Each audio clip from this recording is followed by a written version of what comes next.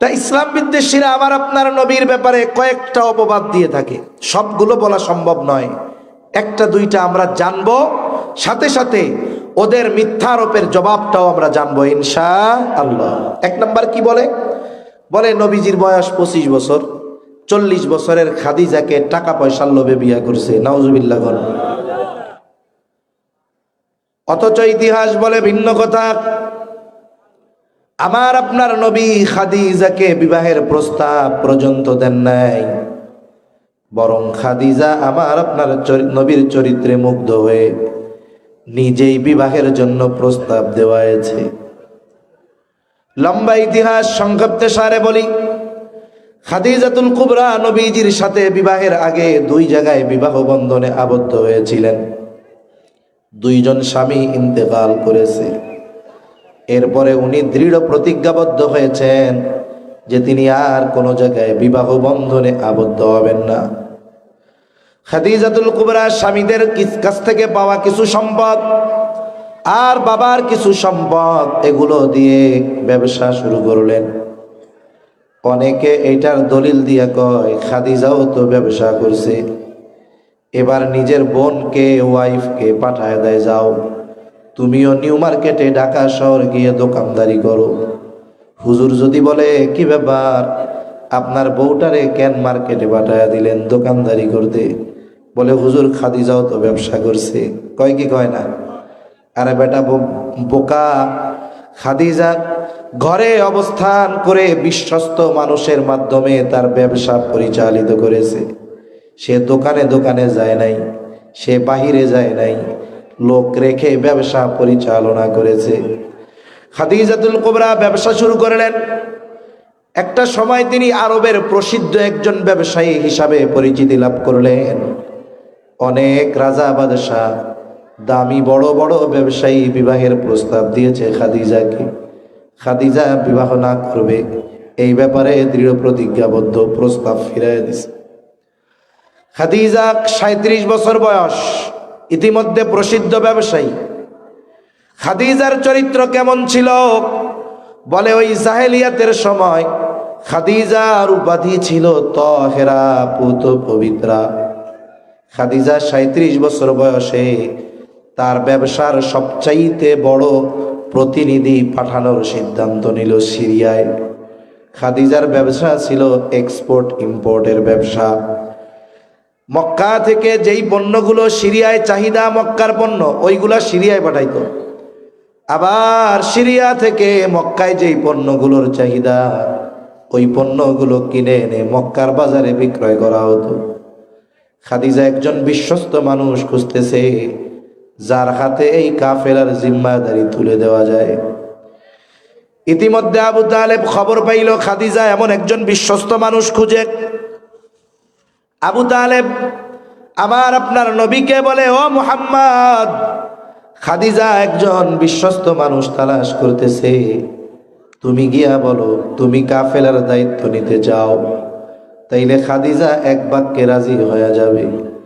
কিন্তু আমার আপনার নবী বলে, চাচা আমি খাদিজার কাছ থেকে দায়িত্ব চেয়ে নিতে পারবো না। যদি খাদিজা এই দায়িত্ব গ্রহণের প্রস্তাব দেয় তাহলে আমি এটা বিবেচনা করব। কারণ দায়িত্ব দেওয়া আর দায়িত্ব চেয়ে নেওয়া 2টা বিষয় এক নয়। মনে করেন কোন বিষয়ের দায়িত্ব আমি আপনাদের কাছ থেকে জোর করে চেয়ে নিলাম যে এই দায়িত্বটা আমাকে দেন। এখন ওই দায়িত্ব পালন করতে গিয়ে আমি ব্যর্থ হইলাম, তাহলে আপনারা আমারে সাধুবাদ দিবেন নাকি? দলে দলে বলবেন, ধুরু মিয়া হুজুর, আপনার কাজ হইল ওয়াজ করা, নামাজ পড়ানো, ইমামতি করা, আপনার এই দায়িত্ব নিতে কইছে কেডাই? আরো তিরস্কার করবেন কি করবেন না? কিন্তু কোন দায়িত্ব যদি এমন হয় আমি নিতে চাই না, আপনারা জোর করে চাপায়া দিচ্ছেন, আমি কই না না না আমি নিব না, আপনারা কোন যারে হুজুর দায়িত্ব নেন, আমরা তো আছি। এখন যদি এই দায়িত্ব পালন করতে আমি ব্যর্থ হই, আপনারা কিছু বলার আগে আমি জোর গলায় বলবো, মিয়া দায়িত্ব দিছেন কেন, নিতে কি চাইছিলাম নাকি? এজন্য দায়িত্ব চেয়ে নেওয়া আর দায়িত্ব চাপায়া দেওয়া 2টা বিষয় এক নয়। আবু তালেব চলে গেছে, খাদিজার কাছে গিয়ে বলে, খাদিজা, আপনি নাকি একজন বিশ্বস্ত মানুষ তালাশ করতেছেন। আমার ভাতিজা মুহাম্মদ সে যদি কাফেলার দায়িত্ব নেয় কেমন হয়? খাদিজা বলে, এর চাইতে উত্তম আর কোনো কিছুই হতে পারে না। এইবার আবু তালেব বলে, খাদিজা, মুহাম্মদকে যদি আপনি নিজের থেকে প্রস্তাব দেন তাহলে সে দায়িত্ব নিতে পারে। খাদিজাও আপনার নবীর চরিত্রের ব্যাপারে জানতো। খাদিজা আবু তালেবকে বলে, আবু তালেব, মুহাম্মদ ব্যতীত তুমি যদি অন্য কারো ব্যাপারে এই কথা বলতা, আমি কশ্চিনকালেও অন্য কাউকে প্রস্তাব দিতাম না। কিন্তু তুমি মুহাম্মাদের কথা বলছো, তাকে প্রস্তাব দেওয়ার ব্যাপারে আমার কোনো আপত্তি নাই, আমি প্রস্তাব দিব তারে। এইবার খাদিজা আপনার নবীকে অফার করছে যে আপনি আমার এই কাফেলার দায়িত্বটা নেন। এইবার নবী দায়িত্ব নিয়েছেন, তার মানে খাদিজা দায়িত্ব এবার দিছে, নবী চাইয়া নেন নাই। কাফেলা প্রেরণ করা হলো। এই কাফেলায় খাদিজা তার একজন গোলাম, তার নাম হলো মাইসারা। খাদিজা বলতো, মাইসারা হইল আমার চোখ। এতটা বিশ্বস্ত একজন গোলাম, তাকে খাদেম হিসাবে দিয়ে দেওয়া হলো। বলা হলো, কাফেলার সবার প্রতি নজর রাখবা, বিশেষ করে মুহাম্মাদের দিকে খেয়াল রাখবা, তার খেদমত করবা। লম্বা সফর। নবীজি মক্কা থেকে পণ্য নিয়ে সিরিয়ায় গেলেন। এই পণ্যগুলো সিরিয়ার বাজারে প্রায় দ্বিগুণ লাভে বিক্রয় করলেন। আবার সিরিয়া থেকে পণ্য কিনে আনলেন, মক্কার বাজারে প্রায় দ্বিগুণ লাভে বিক্রয় করলেন। খাদিজার ব্যবসার ইতিহাসে সবচাইতে সফল ব্যবসায়িক সফর। নবীজিও এক সফল ব্যবসায়িক সফর শেষ করলেন। এইবার মায়সারার কাছে খাদিজা এই সফরের ঘটনা শুনতে চায়, কারগুজারি শুনতে চায়। মায়সারা গোটা সফরের কারগুজারি শোনায়, বিশেষ করে আপনার নবীর ব্যাপারে কয়েকটা ঘটনা খাদিজারে শোনাইল। বলে, খাদিজা, দুপুরবেলা প্রচণ্ড রোদ, আমরা সবাই পথ চলতেছি, আকাশের কোথাও কোনো মেঘ নাই। মেঘ নাই তো সূর্য থেকে ছায়া পাওয়া অসম্ভব। কিন্তু আমি খেয়াল করতাম, যেখান দিয়ে রোদের মধ্যে মুহাম্মদ হাঁটে, এক খণ্ড মেঘ সর্ব অবস্থায় মুহাম্মদকে ছায়া দিতে থাকে। বলে, আরেক দিন দেখলাম এক জায়গায় মুহাম্মদ শুয়ে আছে, বিশ্রাম নিচ্ছে গাছের ছায়ায়। স্বাভাবিকভাবে গাছের ছায়ায় যদি কেউ অবস্থান নেয়, সূর্য সরে যাওয়ার সাথে সাথে ছায়াও সরে যাবে। কিন্তু আমি দীর্ঘ সময় পর খেয়াল করলাম, সূর্য তার জায়গা থেকে সরে গেছে, কিন্তু গাছের ছায়া জায়গার থেকে সরে না। আমি একটু কাছে আগায়া দেখলাম, সূর্য সরে গেছে, তাতে কি গাছটা নিজের থেকে বাঁকা হয়ে মুহাম্মদকে ছায়া দিচ্ছে। আবার আর এক জায়গায় মুহাম্মদ বিশ্রাম নিচ্ছে, আমার এক পাদ্রীর সাথে দেখা হয়ে গেল। পাদ্রী আমাকে মুহাম্মাদের ব্যাপারে জিজ্ঞাসা করলো, তার গঠন সম্পর্কে জিজ্ঞাসা করলো। আমি বললাম, তার বংশ পরিচয় সব কিছু আমার কাছে জানতে চাইলো। আমি বললাম। এইবার পাদ্রী আমারে বলল, শোনো, এই যুবকটা হয়তো ভবিষ্যতে নবী হবে। খাদিজার কাছে যখন মায়সারা এই কথা বলছে, ওই যে আপনারা শুনছেন হাদিসের মধ্যে আছে, হেরা গুহায় যখন জিবরাইল আলাইহিস সালামের সাথে দেখা, ওহী নাজিল হলো। জিবরাইল আলাইহিস সালাম আপনার নবীকে কয়েকবার বুকের সাথে নিয়ে চাপ দিয়েছিলেন। জিবরাইল প্রথম যখন সামনাসামনি দেখছে, নবী ভয় পেয়ে গেছে। হেরা গুহা থেকে বাসায় ফিরে আসছে। আসার পর খাদিজার কাছে বলতেছে, অবস্থা এই। এইবার খাদিজা আপনার নবীকে নিয়া তার চাচাতো ভাই আরাকা বিন নওফেলের কাছে নিয়ে গিয়েছিল। শুনছেননি? হাদিসে আসছে। এত নিছে নবুয়তির পর। কিন্তু মায়সারা যখন আইসা বলছে, পাদ্রী বলছে এই যুবক ভবিষ্যতে নবী হবে, ওই সময়, তার মানে নবুয়ত পাওয়ার 17-18 বছর আগে, এইবার ওই খাদিজা তার ওই চাচাতো ভাই আরাকা বিন নওফেলের কাছে গিয়া বলে, ভাই তুমি তো বড় আলেম, এই ভূখণ্ডে কাছাকাছি সময় কোনো নবী আসবে নাকি? আরাকা বিন নওফেল বলে, হ্যাঁ, আলামতে মনে হয় কিছু কালের মধ্যে এই আরবের মধ্যে সর্বশেষ নবীর আগমন ঘটবে।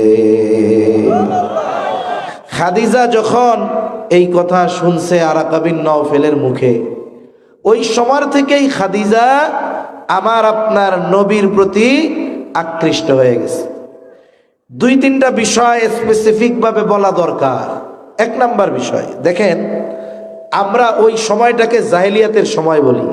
ওই সময়টাকে কিসের সময় বলি? অথচ আমাদের এই সমাজে, সভ্য সমাজে এমন কিছু চিন্তা ভাবনা এখন আমাদের মধ্যে আছে যেটা জাহেলিয়াতের সময় কেউ হার মানায় দেয়। যেমন মনে করেন জাহেলিয়াতের সময়ে একটা নারীর যদি একাধিক বিবাহ হইতো, স্বামী মারা যাইতো অথবা তালাক প্রাপ্ত হইতো, এটাকে তার চারিত্রিক ত্রুটির কারণ হিসাবে ধরা হইতো না। আর বিষয় তো বাস্তব, একজনের যদি শরীয়ত সম্মতভাবে বিবাহ হয়, যে কোনো কারণে বিবাহ বিচ্ছেদ হয়, এর দ্বারা তার চারিত্রিক কোনো বিচ্যুতি হয় না। ওই সময়ও বিধবা বিবাহ করাকে খারাপ দৃষ্টিতে দেখা হইতো না। তালাক প্রাপ্ত কোনো মেয়েকে একতরফাভাবে তালাকের জন্য দায়বদ্ধ করা হইতো না। কিন্তু আমাদের সমাজে কি হয়, কোনো মেয়ে যদি স্বামীর সংসার না করতে পারে, একতরফাভাবে মেয়েটাকে দোষারোপ করা হয়। আছে না নাই? আছে। মনে করেন একজন দিনদার বাপ, তার একটা দিনদার মেয়ে। আমাদের দেশে বাপ যত দিনদার হোক, মাইয়া বিয়া দেওয়ার সময় দিনদারের চাইতে মালদার টোকায় আগে। ঠিক কিনা জোরে কন? মালদার টোকায় আগে, যে মালওয়ালা আসেনি, নামাজ কালাম নাই, মুইত্যা পানি নাই না, কিন্তু টাকা পয়সা থাকলে তখন ওই দিনদার বাপ ওই জায়গায় কায়েত হয়ে যায়। মনে করেন টাকা পয়সা দেখা তার দিনদার মেয়েটাকে মালদার ছেলের সাথে বিয়া দিয়ে দিচ্ছে। কি আছে? কই, ওরে বাবা, ঢাকা শহরে রাজপ্রাসাদের মতো বাড়ি আছে, যে টাকা পয়সার মালিক, আমার মতো পরিবার 100 বার কিনতে পারবো, আমার মাইয়াটা বিয়া করছে, এটাই তো আমার কপাল। এরকম বলার লোক আছে না নাই? এখন মেয়েটা ঢাকায় চলে গেছে স্বামীর বাসায়। এখন এই বাসায় বিলাসিতার কোনো অভাব নাই, কিন্তু গিয়া কি দেখে, তার স্বামী মাদকাসক্ত, অ্যাডিক্টেড, ইয়াবাখোর, মদখোর, পরনারীতে আসক্ত। বন্ধুদের নিয়ে বাসার মধ্যে মদের আড্ডা বসায়, আর ওরে জোর করে কয়, তুমিও আমার বন্ধুদের সাথে চলো, আমার সাথে মদ খাও। এখন বলেন তো, এই মেয়েটার জন্য ওই বাড়ি যতই আধুনিক হোক না কেন, ছোটখাটো একটা জাহান্নাম হবে না ওইটা তার জন্য? এখন মেয়ে সংসার করতে পারে নাই, ছাড়াছাড়ি হইছে, বাড়িতে চলে আসছে, এখন তালাক প্রাপ্তা। এখন একজন মুরব্বী কয় যে অমুকের মাইয়াটা খুব ভালো। আর একজন কি কইব, মুখটা বেঁকা কইরা, ভালো কইও না, ভালো হইলে কি আর তালাক খাইতো? এরকম বলা লোক আছে না নাই? আমাকে বলেন তো, এই মেয়েটা যে তালাক প্রাপ্তা হলো, বিবাহ বিচ্ছেদ যে হলো, এখানে কি মেয়েটার কোনো দোষ আছে? তাহলে আপনি যদি সব দোষ তার উপরে চাপিয়ে দেন, তাহলে অপবাদ দেওয়া হবে না? এজন্য আমাদের মন, মস্তিষ্ক, চিন্তাধারার পরিবর্তন দরকার। একটা মেয়ে তালাক প্রাপ্তা হলেই সে খারাপ হয় না। এখন মনে করেন মেয়েটা তো ভালো, তালাক প্রাপ্তা, আর একটা ছেলে অবিবাহিত যুবক, ও খোঁজ পাইছে যে অমুকের মেয়েটা তালাক প্রাপ্তা ঠিক, কিন্তু মেয়েটা খুব ভালো। ওই ছেলের মা বাবা দিনদার। ছেলেটা এখন মা বাপরে আইসা কয়, আব্বা, মা, আপনারা তো আমারে বিয়া দেওয়ার জন্য মাইয়া খুঁজতেছেন, বেশি দূরে যাওয়ার দরকার নাই, অমুক চাচার মাইয়াটা খুব ভালো, তার সাথে আমার বিয়াটা দিয়ে দেন। এইবার এই ছেলের দিনদার মা বাপ কি করবে জানেন? জিব্বা আধা হাত বের করে দিবে, আস্তাগফিরুল্লাহ, এ কথা কইস না, তুই বেড়া অবিয়াইতে বলা, তুই একটা তালাক খাওয়াইয়ার মাইয়া বিয়া করবি, ইজ্জত থাকবো, আমারে ধুলাই মিশাই দিবি, আমার জীবনটা পুরো শেষ। দেখা যাবে এই প্রস্তাব দিছে পোলায়, বাপ আদায় স্টক কইরা বইছে। হয় কি হয় না কন? কিন্তু জাহেলিয়াতের সময় কিরকম ছিল? তাইলে এই দৃষ্টিকোণ থেকে তারা আমাদের চাইতে আরো ভালো ছিল, ঠিক কিনা কন? আবার দেখেন, জাহেলিয়াতের সময়ে তালাক প্রাপ্তা বা বিধবা বিবাহ করাকে খারাপ দৃষ্টিতে দেখা হইতো না। আবার যদি কোনো মেয়ে বয়সে বড় হইতো, বিবাহ হইছে, তাকেও বিবাহ করা খারাপ দৃষ্টিতে দেখা হইতো না, এটা স্বাভাবিক ছিল। কিন্তু এই সমাজে যদি কোনো যুবক তার চেয়ে বয়সে বড় কাউরে বিয়া করে, যদি 8-10 বছর বয়সে বড় হয়, বন্ধু বান্ধব মজা মাইরা কইব, দোস্ত বিয়া তো করছস, তোর বউরে ভাবি কমু না দাদি কমু টের পাই না তো, মানে ইয়ার কি মারতো আর কি। আবার যদি ও আর একটু উদার হয়ে এমন কোন মেয়েকে বিবাহ করতো যে তার স্বামী মারা গেছে কিন্তু একটা ছোট বাচ্চা আছে, এখন এই বাচ্চা কই যাবে, মা বাইসা আছে, অন্য কোনো জায়গায় গিয়ে থাকতে পারবে? এখন বাচ্চা সহই মেয়েটারে বিয়া করে আনছে। এখন বন্ধুরা কইব, ভালোই হয়েছে দোস্ত, আমরা তো বাজারে গিয়া 5 লিটার তেল কিনলে একটা লাক্স সাবান ফ্রি পাই, আর তুমি বিয়া কইরা পোলাপান ফ্রি পাইছো, ভালো ভালো। এইটা বলবে মজা করে, কিন্তু বাস্তবতা হলো এটা আমাদের পচা মন মস্তিষ্কের পরিচয়, ঠিক কিনা বলেন? এজন্য আমার আপনার নবী বিবাহ করছেন, বয়সে কয় বছর বড় ছিল? 15 বছর। কয় বছর? 15 বছর। এজন্য খারাপ চিন্তাধারা মাথা থেকে দূর করে দেওয়া দরকার। খাদিজা এবার বান্ধবীদের সাথে শুধু নবীর প্রশংসা করে। 15 মিনিটের মধ্যে শেষ ইনশাআল্লাহ। 12:15 বাজে তো 12টায় শেষ করে দেব। খাদিজা শুধু গল্প করে, বান্ধবীদের কাছে প্রশংসা করে। এভাবে দীর্ঘ কিছু সময় পার হয়ে গেছে। এবার নবীর বয়স 25-এর কোঠায়, খাদিজার বয়স 40। বান্ধবী বলে, খাদিজা বিয়া তো করতে চাইছিলা না, এখন খালি মুহাম্মাদের প্রশংসা কেন করো? পছন্দ হয় নাকি? বিয়ার প্রস্তাব দিয়া দাও। খাদিজা বলে, শোনো, আমি যদি প্রস্তাব দেই, মুহাম্মদ যদি প্রস্তাব ফিরায় দেয়, আমি লজ্জা পেয়ে যাব। মেয়েটা বলে, তাইলে আমি তোমার পক্ষ থেকে প্রস্তাব দিয়া দেই। বলে, না, তুমি মুহাম্মাদের মনোভাব জানো, কিন্তু আমার বিষয়টা গোপন রাখবা। মনে রাখবেন, আরব দেশের 40 বছরের রমণী আর বাংলাদেশের ডাল আলু ভর্তা খাওয়া 40 বছরের রমণীর চেহারা এক না। আরে পাকিস্তানের একটা প্রদেশ আছে, বলে ওই দেশের 80 বছরের মেয়ে, তার চেহারাও আমাদের দেশের 18 বছরের যুবতীর চাইতেও সুন্দর। এই জন্য 40 বছর বয়স বইলা মনে করা নাই যে সুফা ভাঙ্গা কোমর বেঁকা হয়ে গেছে গা। আল্লাহ তাআলা এক এক দেশের মানুষকে এক এক ধরনের বডি ফিটনেস দিচ্ছে। আল্লাহ তাআলা আরবদেরকে এরকম সৌন্দর্য দান করছে। 60-65 বছরের বৃদ্ধাও তাদের চেহারা আমাদের দেশের 30 বছরের যুবতীর চাইতে সুন্দর। আল্লাহ দিছে এইটা। এইবার ওই রমণী গিয়া আমার আপনার নবীজিকে জিজ্ঞাসা করে, মুহাম্মদ বয়স তো কম হলো না, বিবাহ শাদী কি করবা না? নবীজি খাদিজার সাথে ওই যে ব্যবসা করছিল, যা পাইছিল টাকা পয়সা সব শেষ। নবীজি বলে, বিবাহ করব কেমনে? আমার তো কোনো টাকা পয়সা নাই, আমি নিঃস্ব। ওই মেয়েটা বলে, তোমার সব খরচ বহন করার দায়িত্ব যদি কেউ গ্রহণ করে, তুমি রাজি আছো নাকি? নবীজি বলে, আমার চাচার সাথে গিয়া কথা কও, তিনি অভিভাবক। লম্বা ইতিহাস।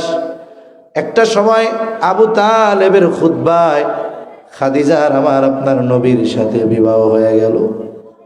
নবীর বয়স 25, খাদিজার বয়স 40। বিবাহের রাত, বাসর রজনী, খাদিজা আমার আপনার নবীকে বলে, মুহাম্মদ, এতকাল আপনার সাথে আমার সম্পর্ক ছিল একরকম, আজকে থেকে আর এক রকম। আজকে আপনি আমার মনিব, আমি আপনার অধীনস্থ, আপনি আমার স্বামী, আমি হলাম আপনার স্ত্রী। আজকে থেকে আমি যেহেতু আপনার, শুনে নেন, আমার যত সম্পদ আছে মুহাম্মদ, এখন থেকে সব সম্পদের মালিক আমি আপনাকে বানায়া দিলাম। এই কথাটা আল্লাহ কোরআনুল কারীমের সূরা দুহার মধ্যে বলেছেন। এই সূরার মধ্যে আল্লাহ তাআলা নবুয়তির আগে আমার আপনার নবীকে যত নেয়ামত দিয়েছেন কয়েকটা নেয়ামতের কথা আল্লাহ তাআলা উল্লেখ করেন। এর মধ্যে একটা হইল আল্লাহ তাআলা বলেন ওয়াজাদাকা আইলান ফাআওনা। হাবিব, আপনি নিঃস্ব ছিলেন, টাকা পয়সা ছিল না, আমি আপনারে ধনী বানায় দিয়েছি। কেমনে? বলে খাদিজার সাথে বিবাহ হয়েছে, খাদিজা সব সম্পদের মালিক আপনারে বানায় দিয়েছে। একটু আগেও কিছুই ছিল না, আর খাদিজা সব সম্পদের মালিক আপনারে বানায়া আরবের শ্রেষ্ঠ ধনীদের মধ্যে আপনি তখন অন্তর্ভুক্ত হয়ে গেছে। এই আয়াতের তাফসিরে খাদিজা রাদিয়াল্লাহু তাআলা আনহার সাথে নবীজির বিবাহের কথাটা মুফাসসিরিনে কেরাম আনছেন। এখন বলেন, আমার আপনার নবী সম্পদের লোভে খাদিজারে বিয়ে করছে? বরং কোরআনের আয়াতের আলোকে এটাই সুস্পষ্ট যে এই বিবাহ মূলত সম্পাদন করাইছেন কে? আল্লাহ সিস্টেম করে রাখছে, খাদিজা সব সম্পদ নবীরে দিয়া দিছে। তাহলে প্রথম অপবাদ, সম্পদের লোভে খাদিজারে বিয়া করছে। যারা এটা নবীর ব্যাপারে বলে তারা ডাহা মিথ্যা কথা বলে, ঠিক কিনা বলেন? 2 নাম্বার, নাউজুবিল্লাহ, বলে নবী নাকি নারী লোভী ছিল। নাউজুবিল্লাহ বলেন, আরো জোরে বলেন নাউজুবিল্লাহ। আরে মিয়া, এখনকার সমাজে তো কেউ এক বিয়ার পরে 2 বিয়া করতে চাইলে ওরে আমরা অমানুষ মনে করি। মনে করে 2 বিয়া করছে, ওর মনে হয় কাফের হয়ে গেছে গা। কিন্তু আরব সমাজে একাধিক বিবাহ স্বাভাবিক ছিল। তখনও তো নবীজি নবুয়তি পান নাই। উম্মতের জন্য সর্বোচ্চ 4 বিয়া, নবীর জন্য আল্লাহ তাআলা স্পেশাল ভাবে একাধিক বিবাহর ব্যবস্থা করেছেন, সেটা ভিন্ন ইতিহাস। কিন্তু ওই সমাজে তো একাধিক বিবাহর সুযোগ ছিল। কিন্তু বলেন তো, খাদিজার সাথে আমার আপনার নবী সংসার করছে 25 বছর। কত বছর? জোরে বলেন, কত বছর? খাদিজা যখন মারা গেছে বয়স তার 65, নবীজির বয়স 50। কিন্তু এই 25 বছর নবীজি খাদিজার সাথে সংসার করেছে। দ্বিতীয় বিয়া নবীজি করেন নাই। বরং নবীজি বলতেন, খাদিজা যদি বেঁচে থাকতো, খাদিজার বর্তমানে আমি কাউকে দ্বিতীয় স্ত্রী হিসাবে গ্রহণ করতাম না। যদি নারী লোভী হইতো তাইলে এইরকম বয়স্ক একজন নারীর সাথে আরো 2-4টা কম বয়সী নারী বিয়া করতো, ঠিক কিনা বলেন? কিন্তু নবী খাদিজা যতদিন জীবিত ছিল বিবাহ করেন নাই। সাথে সাথে নবী যখন নবুয়তির পর দাওয়াত দেওয়া শুরু করছে, খাদিজার ইন্তেকালের অনেক আগে, উতবা ইবনে রাবিয়ারে কাফেররা নবীর কাছে পাঠায় দিছে যে তুমি একটু যাইয়া মুহাম্মাদের লোভ টোপ দাও যে ও টাকা পয়সা ধন দৌলত ক্ষমতার জন্য এই নতুন ধর্মের আবির্ভাব ঘটাইছে নাকি। উতবা ইবনে রাবিয়া ছিল খুব পটু মানুষ। কিছু মানুষ আছে না চাটুকার, কথায় এক্সপার্ট, ওইরকম ছিল। ও যায় আমার আপনার নবীকে বলে, মুহাম্মদ তোমার কি সমস্যা? বাপ দাদার ধর্মরে গালি দাও, কেন এমনটা করো? তোমারে কোনো কেউ জিন টিন জাদু করছে নাকি? গও, টাকা পয়সা যদি না থাকে তাইলে আমরা টাকা উঠায়া হলেও তোমার চিকিৎসা করব। ও মুহাম্মদ, তুমি যদি চাও আরবের সবচাইতে বড় ধনী হবা, আমাদের বলো, আমরা টাকা পয়সা উঠায়া তোমারে সবচাইতে বড় ধনী বানায়া দিব। ও মুহাম্মদ, তুমি যদি নেতৃত্ব চাও বলো, আমরা সকলে মিলে তোমাকে আমাদের নেতা বানায়া দিব।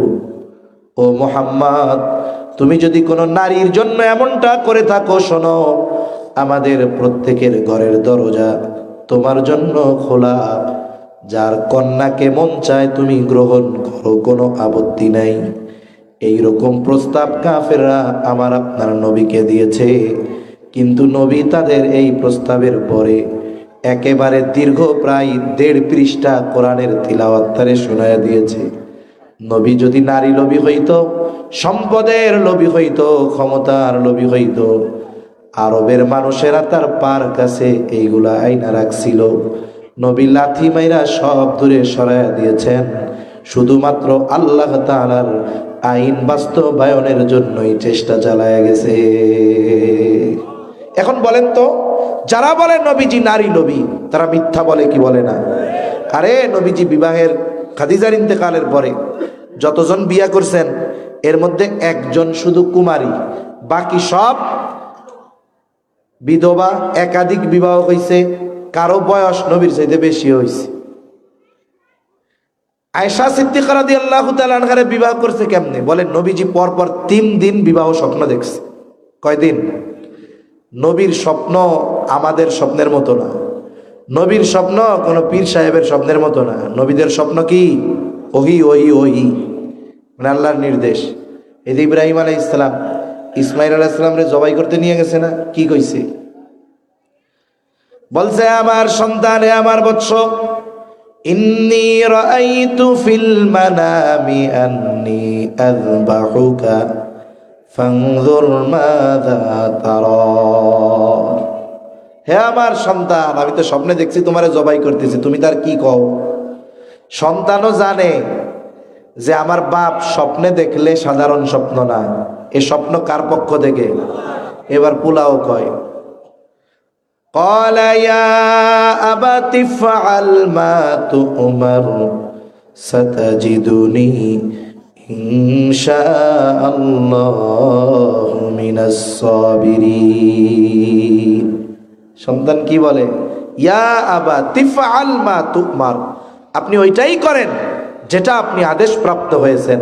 বাপ আগে কি কইছে? আমি স্বপ্নে দেখছি। আর সন্তান জানে এটা আল্লাহর আদেশ, এই জন্য বলতেছে আপনি ওইটাই করেন আপনি যে ব্যাপারে আল্লাহর পক্ষ থেকে আদেশ প্রাপ্ত হয়েছেন, আপনি আমাদেরকে ধৈর্যশীলদের অন্তর্ভুক্ত পাবেন। সুবহানাল্লাহ। নবী পরপর 3 দিন স্বপ্ন দেখছে। এরপরে প্রস্তাব নিজে যাইয়া দেন নাই, ওনার এক আত্মীয়রে বলছেন। আত্মীয় যাইয়া আবু বকর রাদিয়াল্লাহু তাআলা আনহুকে বলছে। আবু বকর সিদ্দিক নবীর বাড়িতে চলে আসছে, যে কি বলেন আপনি স্বপ্নে দেখছেন ওহি, আমার কাছে বলতে আপনি দ্বিধাদ্বন্দ্বের মধ্যে পড়ছেন। আবু বকর তো খুশি যে হায় রে, নবী আমার জামাতা হবে, এর চাইতে সৌভাগ্যের আর কি হইতে পারে। সুবহানাল্লাহ। দেখেন খাদিজার সাথে বিবাহ হওয়া এই উম্মতের নারীদের জন্য এটা আল্লাহ তাআলার পক্ষ থেকে বড় দয়া। কারণ নবীর বাকি সব স্ত্রীরা ছিল বিধবা, কেউ কুমারী ছিল না। খাদিজা আয়েশা কুমারী ছিল। এখন বলেন তো, একটা মেয়ে যখন অপ্রাপ্ত বয়স্ক থেকে প্রাপ্ত বয়স্কা হয়, শরীয়তের কিছু আদেশ নিষেধ মাসলা মাসাইল আছে না নাই? এ মহিলারা শিখত কোত্থেকে? এই বিষয়ে সব হাদিস আয়েশা সিদ্দিকা থেকে বর্ণিত। এজন্যই তো আবু হুরায়রার পরে সবচাইতে বেশি হাদিস বর্ণনাকারী হলো আয়েশা সিদ্দিকা রাদিয়াল্লাহু তাআলা আনহা। এই যে একটা মেয়ে যখন বালেগা হবে, সে কি করবে? তার যখন একটা অসুস্থতা দেখা দিয়েছে, এই সময় কি কাজ করতে পারবে, কি পড়তে পারবে না, কি পড়তে পারবে, কি করতে পারবে, এই সমস্ত কিছু আয়েশা সিদ্দিকা থেকে আমাদের উম্মতের নারীরা শিখছে।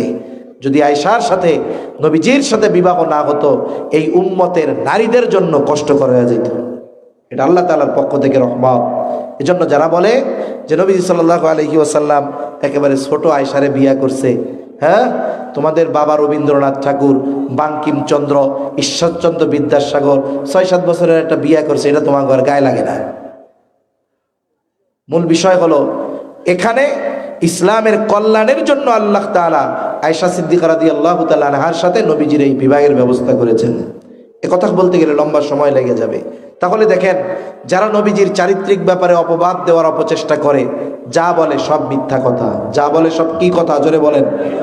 এজন্য এরা বলার দ্বারা আমাদের নবীর প্রতি মোহাব্বত ভালোবাসা কমাতে পারবে না, বরং সময়ের সাথে সাথে এই উম্মতের নবীর প্রতি ভালোবাসা, মোহাব্বত, আজমত, সম্মান দিন যাবে আরো বাড়বে। ঠিক কিনা বলেন? এজন্য সম্মানিত উপস্থিতি, আমরা নবীর আদর্শকে মূলত আমাদের ধারণ করা দরকার। নবীর আদর্শ হলো এমন এক আদর্শ যেই আদর্শের মধ্যে কোনো ত্রুটি বিচ্যুতি নাই। নবীজির আখলাক কেমন আখলাক? বলে অতীতের সব নবী উত্তম আখলাকওয়ালা। আমার আপনার নবী কেমন আখলাকওয়ালা? বলে ওনারা তো উত্তম চরিত্রের অধিকারী, আর আমার আপনার নবী হলো উত্তম চরিত্র পরিপূর্ণতা দান করনেওয়ালা। সুবহানাল্লাহ। আমার আপনার নবীর মাধ্যমে আল্লাহ তাআলা উত্তম চরিত্রের পূর্ণতা প্রদান করেছেন। এজন্যই আমার আপনার নবীর চরিত্র হলো সার্বজনীন চরিত্র। যেই অনুসরণ করে, কাফের অনুসরণ করলে দুনিয়ায় সফল। ইমানদার অনুসরণ করলে দুনিয়া আখেরাতে সফল। কিন্তু আফসোস, বলেন তো, নবীর চরিত্র যে সার্বজনীন, এমন এক চরিত্র, এই চরিত্র অনুসরণ করলে কল্যাণ, এই ধরনের বাণী ভারতের মোদিও দেয়। দেয় কি দেয় না? দেয় না? মোদি বক্তব্য দিছে বাংলাদেশের স্বাধীনতাকে অস্বীকার করে বক্তব্য দিছে, জানেননি? সে কয় এটা নাকি পাকিস্তানের সাথে তাদের বিজয়, এখানে বাংলাদেশকে নেগলেক্ট করা হয়েছে, বাংলাদেশের স্বাধীনতার সার্বভৌমত্বকে তারা অস্বীকার করেছে। মনে রাখতে হবে, আমার মনে হয় যে ওরা কিছু একটা চাইতেছে, আমরাও অপেক্ষা করতেছি। কারণ আমরা জানি যদি ওদের সাথে আমাদের কিছু হয়, প্রকৃত মুসলমানদের হারানোর কোনো কিছু নাই। নবীর সেই ভবিষ্যৎবাণী গজওয়ায়ে হিন্দ, আমার মনে হয় দরজায় কড়া নাড়তেছে, দরজায় কড়া নাড়তেছে। নবী যে এই যুদ্ধের ব্যাপারে বলেছেন যে এই যুদ্ধ এক রক্তক্ষয়ী যুদ্ধ হবে মুশরিকদের সাথে। এই উপমহাদেশ গোটা বিশ্বের মধ্যে সবচাইতে বেশি মুশরিক বসবাস করে আমাদের পাশে, এখানে হারানোর কোনো কিছু নাই। নবীজি বলেন এই যুদ্ধে 3 ভাগের 1 ভাগ, একদল পালাবে, আর একদল শহীদ হয়ে যাবে। এত পরিমাণ মানুষ শহীদ হবে, বলে মানুষের টাকনু রক্তের মধ্যে ডুবে যাবে। আর একদল মানুষ বিজয়ীর বেশে ফিরবে, জয় হবে মুসলমানদের। তবে যারা মরেছে আর জীবিত থেকেছে তারা সফল, যারা পালিয়ে গেছে ওই যুদ্ধ থেকে, পালিয়ে যাবে, নবীজি বলেন তাদের তাওবা আর কখনো কবুল হবে না, ওরা বেঈমান। এজন্য আমাদের মানসিকভাবে প্রস্তুত থাকা দরকার, আগামী প্রজন্মকে প্রস্তুত করা দরকার। যদি ওই যুদ্ধ চলেই আসে, আমাদের আমলে হয়তো কমতি আছে। বলেন তো, যতই প্রযুক্তি, যতই ব্যবস্থাপনা, চিকিৎসা নেওয়া হোক না কেন, আমরা কি 200 বছর বাইজা দেখতে পারবো? বলেন না, পারবো? 100 বছরই তো পারবো না। আরে জন্মেছি তো মরতেই তো হবে। ইমানদার, ইমান আল্লাহ দিয়েছেন, হয়তো শয়তানের ধোকায় পড়ে আমল করতে পারি নাই, কিন্তু ওই 2 দলের এক দল যদি হওয়া যায়, হয়তো গাজী না হয় শহীদ যদি হওয়া যায়, আল্লাহ তাআলা মাফ কইরা জান্নাতের বাসিন্দা বানায়া দিবে ইনশাআল্লাহ। সেজন্য আমাদের প্রস্তুত থাকা দরকার, মেন্টালিটি ভাবে প্রস্তুত থাকা দরকার যে হয়তো অতি কাছাকাছি সময় হয়ে যেতে পারে। কারণ কি? কারণ এই পৃথিবীর পরিবর্তন এত দ্রুত হচ্ছে যে অনেক কিছু আছে আমরা চিন্তা করি না, কিন্তু কল্পনাও করি না, কিন্তু এটা অতি অল্প সময়ে বাস্তবে পরিণত হয়ে যাচ্ছে, ঠিক কিনা? এখন অনেক কিছু পৃথিবীর দেখতেছি আমরা। এজন্য হয়তো আমরা বলতেছি আমরা গাফলাতির মধ্যে আছি, হয়তো হঠাৎ করে শুরু হয়ে যাবে, আমাদের প্রস্তুতি থাকবে না, আমরা জীবন বাঁচানোর জন্য হয়তো পলায়ন করব। কিন্তু মনে রাখবো এর দ্বারা আখেরাত শেষ। কিন্তু যদি সামনে অগ্রসর হই, হয়তো জীবন যাবে, হয়তোবা গাজী হব, নয়তো শহীদ হব, 2টার একটা তো হবে, ঠিক কিনা বলেন? আমাদের একটু সামনে তাকানোর দরকার। ফিলিস্তিনের দিকে তাকান, হায় রে বাবা, এক বাবা তার পরিবারের সব শেষ, কান্না করে আর আলহামদুলিল্লাহ বলে যে এরা তো জান্নাতের পাখি। সাথে সাথে সেও বলে আল্লাহ যেন আমাকেও এদের সাথে দ্রুত মিলিত হওয়ার তৌফিক দান করে।